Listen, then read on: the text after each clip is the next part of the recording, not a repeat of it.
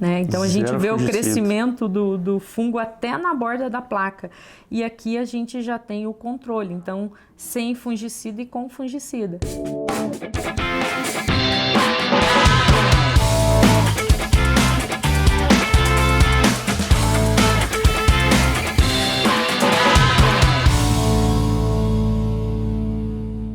Para encerrar com chave de ouro a série Combatendo Anomalia, estamos aqui mais uma vez com a professora Carolina Dellner para estar falando então sobre a anomalia aqui na região sul. A anomalia, nós já falamos no episódio anterior que já chegou aqui na região sul, né, que ela então veio lá do Mato Grosso. O que nós temos de informação até o momento? Como é que está essa situação? Bom, realmente, Lourenço, a anomalia já está no Rio Grande do Sul.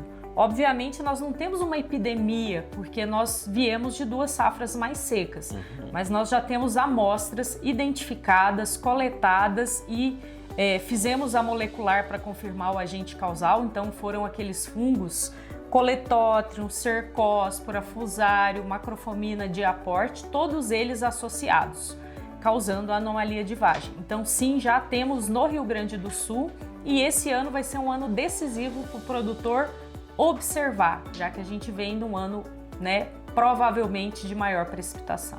Questão de danos. A gente já consegue ter alguma noção do que a anomalia está causando para nós aqui na região sul? Então, Lourenço, a gente tem que olhar sempre para o Mato Grosso, porque lá já teve a epidemia. Nós tivemos danos de 5 até 60%, 70%, ou seja, redução na produtividade da cultura. Isso significa que no sul, como a gente não tivemos uma epidemia, a gente ainda não tem essa quantificação, mas o potencial de dano é muito alto. Por quê? Mesmo que o produtor não tenha uma alta incidência no momento na lavoura, se ele não adotar nenhuma estratégia, quando ele colhe, essas sementes continuam se decompondo. Então, eu tenho um dano na lavoura que pode aumentar à medida que eu colho e levo para o armazém. Então, a gente pode se basear no Mato Grosso para ter uma leve noção. Isso aí. Então, sempre de olho no Mato Grosso, no Rio Grande do Sul, a gente vai conseguir determinar o dano nessa safra. Prof, pensando nas condições climáticas aqui para o sul, ano de El Niño, bastante chuva, o que nós produtores temos que ficar alerta, né, para a questão de anomalia e também para outras doenças? Bom, como a anomalia é formada por um complexo de fungos, nós temos que estar alertas ao controle desses fungos. Então vou mostrar ali para você quais são as doenças que o produtor tem que ficar mais atento, porque como a anomalia é causada por Cercospora, está associado à antracnose, então aqui a antracnose em todas as fases do ciclo da cultura, né? Nós temos todas as manchas foliares precisando de mais umidade. Então esse ano o produtor ele tem que ter um cuidado muito especial com manchas foliares, porque mancha foliar está na palhada e na semente. De quem que eu estou falando? De Cercospora, de antracnose, de mancha-alvo. Todas essas manchas são transmitidas por semente. Então eu tenho 2 oportunidades de controle, assim como o Diaporte também, que é um dos principais agentes causais da anomalia. Tratamento de semente, usar um bom tratamento de semente. Eu faço um primeiro bloqueio na semente para depois bloquear a taxa de transmissão, fazendo a complementação com fungicida na parte aérea.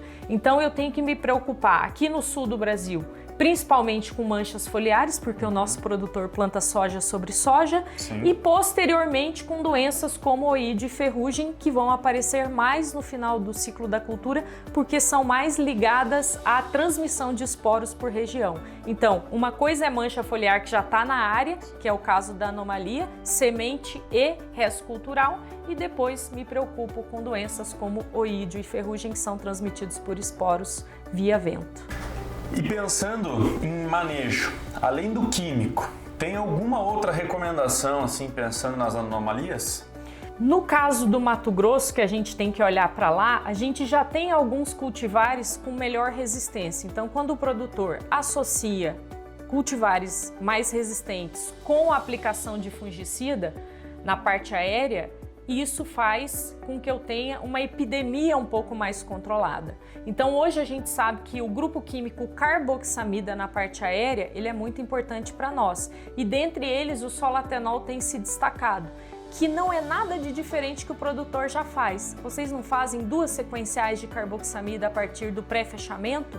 Então esse é o momento da gente colocar as carboxamidas. Claro, o produtor tem a oportunidade de fazer a aplicação 0, que é aquela aplicação que se faz junto com o herbicida entre 25 e 30 dias após a emergência.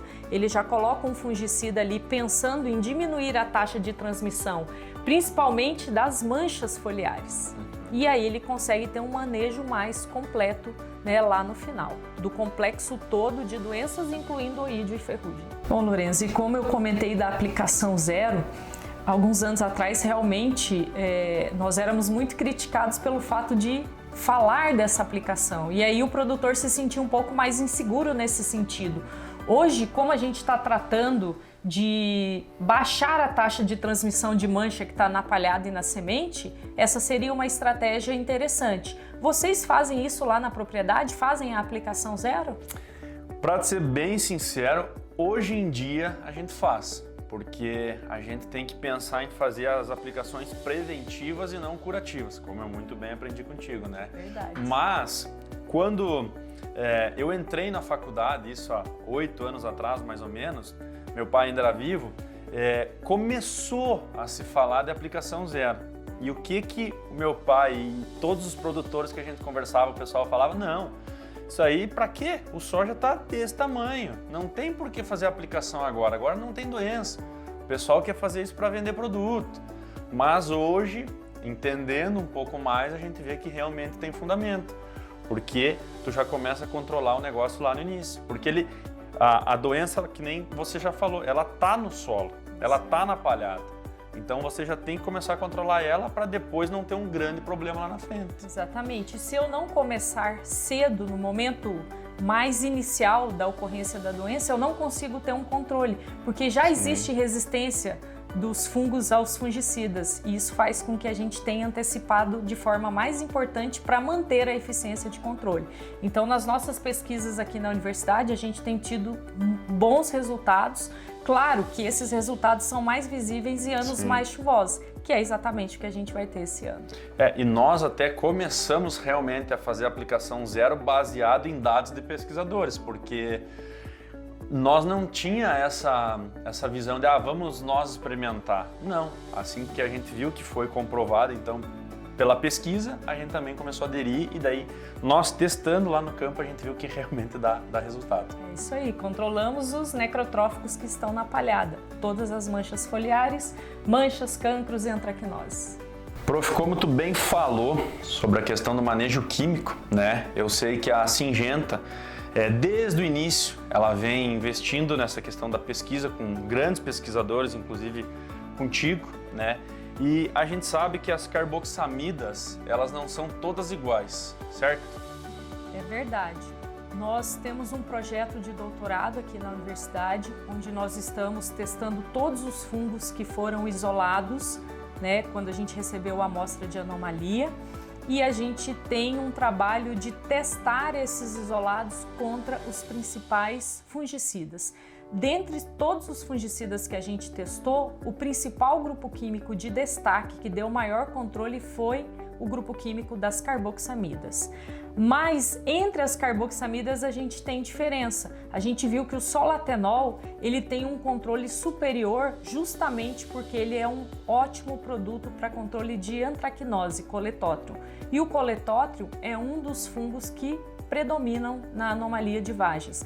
E eu queria te mostrar porque a gente tem um resultado aqui do solatenol controlando o coletótrio, o agente causal da antracnose. Bora. Vamos lá dar uma olhadinha? Na hora.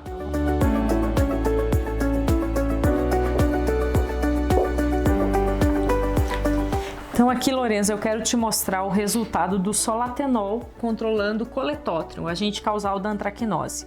Nessa placa a gente não tem nada de fungicida. E à medida que a gente vai colocando maior concentração de fungicida, o fungo não cresce. Nossa. Isso significa que esse fungicida, o solatenol, tem um ótimo controle para antracnose, porque ele de fato inibiu o crescimento em doses menores. Então é isso que a gente espera de um bom fungicida. À medida que eu aumento dose, ele tenha o controle.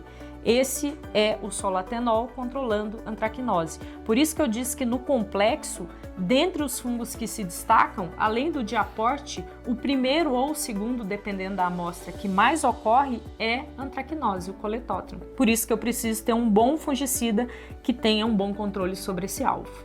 Né? Então a gente vê o crescimento do fungo até na borda da placa. E aqui a gente já tem o controle, então sem fungicida e com fungicida. Que loucura, né? Se a gente pensar que não foi feito o controle da doença, isso aqui pode refletir direto no potencial produtivo. Olha a diferença, né? Para o produtor é essencial fazer o controle químico. Inclusive, né, prof, a Syngenta teve então esses primeiros fungicidas registrados para anomalia e agora também vem com os primeiros fungicidas para o tratamento de semente. Qual que seria então a importância de um bom tratamento de semente?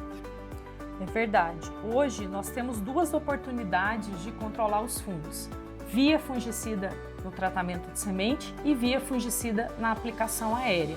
Se a gente conseguir fazer as duas coisas com bons produtos, eu diminuo a taxa de transmissão.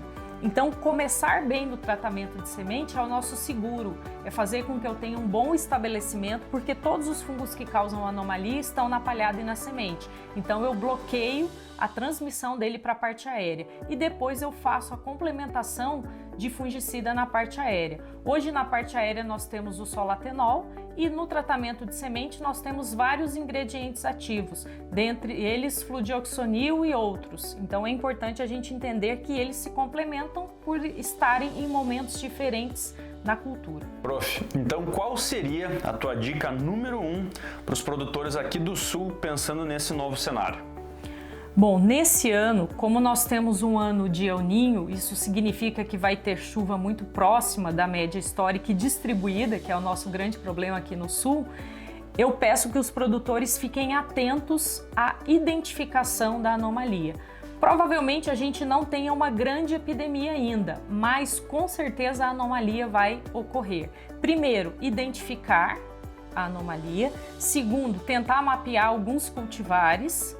Fazer um bom tratamento de semente e, principalmente, fazer sequencial de carboxamida no pré-fechamento. Lembrando que não é nada de diferente do que o produtor já faz, mas escolha a carboxamida que tenha um melhor controle para os principais fungos que causam a anomalia. Dentre eles, o solatenol se destaca. Então a gente tem que ficar realmente muito atento, né? Porque com essas condições climáticas, né, esse ano de El Niño vai aparecer muita coisa.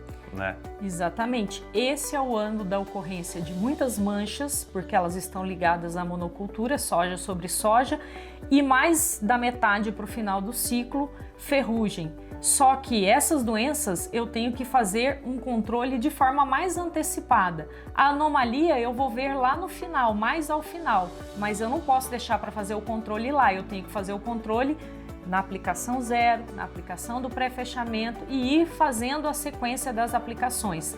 Porque com a questão das resistências de fungos aos fungicidas, é difícil eu ter um produto que vai ter um controle imediato. E para anomalia, eu não tenho muita coisa a fazer quando eu enxergo.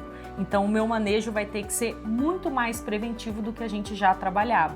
Então começar bem é decisivo para se ter um bom controle de doenças e dentro disso a gente está pensando no complexo: manchas foliares, ferrugem e anomalia. Show de bola! Não sei nem como te agradecer, né, por esse bate-papo, uma verdadeira aula, né, relembrando os tempos aí da sala de aula. Então, em nome da Syngenta, né, de ter nos unido aqui para esse bate-papo, eu gostaria de te agradecer aí para estar entendendo um pouco mais sobre esse assunto que já chegou no Sul, que ainda era novo para mim, né, e tá sabendo um pouco mais sobre esse assunto aí foi de grande valia.